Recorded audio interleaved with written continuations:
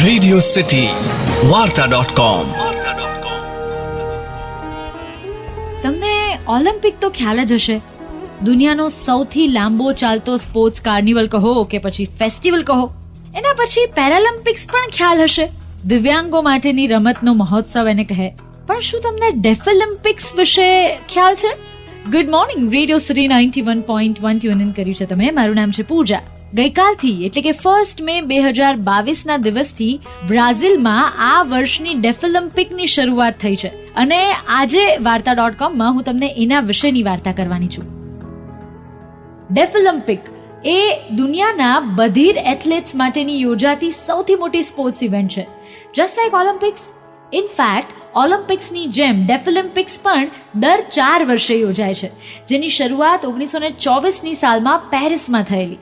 એ સમયે it was the first ever sporting event for the people with disability in the world. ત્યારથી બીજા વિશ્વયુદ્ધને બાદ કરતા દર 4 વર્ષે ડેફલિમ્પિક યોજાય છે અને જસ્ટ લાઈક ઓલિમ્પિક્સ અલગ અલગ દેશો એની યજમાની પણ કરે છે. આ વર્ષે બ્રાઝિલ ઇઝ હોસ્ટિંગ ધ ડેફલિમ્પિક્સ.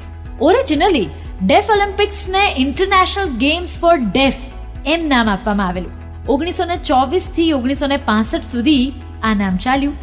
એના પછી 1966 થી 1999 સુધી it was referred as World Games for Deaf, જેને કોક વાર વર્લ્ડ સાયલન્ટ ગેમ્સ તરીકે પણ સંબોધવામાં આવતું. 2001ની સાલથી આ ગેમ્સને ડેફ ઓલિમ્પિક્સના નામથી ઓળખવામાં આવે છે. It's not Deaf Olympics, it's Deaflympics. અને આ ઇવેન્ટમાં કોણ ભાગ લઈ શકે? એવા કોઈ પણ એથ્લેટ કે જે પોતાના બેટર યરમાં ઓછામાં ઓછું 65 ડેસિબલ જેટલું હિયરિંગ લોસ ધરાવતા હોય. નોર્મલ ગેમ્સ કરતા ડેફલિમ્પિક્સમાં શું અલગ હોય? તો રૂટીનમાં રમાતી એવી રમતો કે જેમાં ખેલાડીઓને સાઉન્ડથી અમુક ઇન્ડિકેશન મળતા હોય, ડેફલિમ્પિક્સમાં એમાં સાઉન્ડની જગ્યાએ સાઇન્સ વાપરવામાં આવે. જેમ કે ફૂટબોલમાં ઇન્સ્ટ્રક્શન્સમાં વિસલની જગ્યાએ ફ્લેગ વાપરવામાં આવે, કે પછી રેસ ટ્રેક પર રેસ શરૂ કરવા માટે પિસ્ટોલ સાઉન્ડની જગ્યાએ લાઇટનો ઉપયોગ કરવામાં આવે, કે પછી એથ્લેટ્સને ચીયર કરવા માટે ઓડિયન્સ તાળીઓ કે ચિચિયારીઓ પાડવાને બદલે હાથ ઊંચો કરીને વેવ કરીને અભિવાદન કરે. It's very different experience when we actually watch it or be part of it. કારણ કે ધેન ઓનલી વી રિયલાઇઝ કે સાઉન્ડ વગરની આપણી જિંદગી સાવ કેવી હોય છે. આપણને જાણીને નવાઈ લાગશે કે ભારત પણ વર્ષોથી યોજાતા સમર ડેફલિમ્પિકમાં ભાગ લે છે. લાસ્ટ ડેફલિમ્પિક ગેમ્સ 2017ની સાલમાં ટર્કીમાં યોજાયેલી, જેમાં ભારતે 1 ગોલ્ડ, 1 સિલ્વર અને 3 બ્રોન્ઝ મેડલ જીતેલા. ડેફલિમ્પિક્સમાં ભારતનું પ્રભુત્વ મુખ્યત્વે રેસલિંગ, ગોલ્ફ અને ટેનિસમાં રહ્યું છે. ટુ આર પ્લેઝન્ટ સરપ્રાઇઝ, આ વર્ષે ભારત ડેફલિમ્પિક્સ 2022માં પોતાની અત્યાર સુધીની સૌથી મોટી ટીમ મોકલી રહ્યું છે.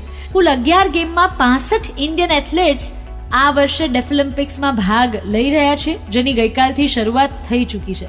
લેટ્સ હોપ એન્ડ વિશ કે આ વર્ષે પણ આપણે ઓલિમ્પિક્સ અને પેરાલિમ્પિક્સની જેમ સમર ડેફલિમ્પિક્સમાં સૌથી વધારે રેકોર્ડ બ્રેક મેડલ્સ જીતીને આવીએ આપણી હિસ્ટ્રીની બરાબરીમાં.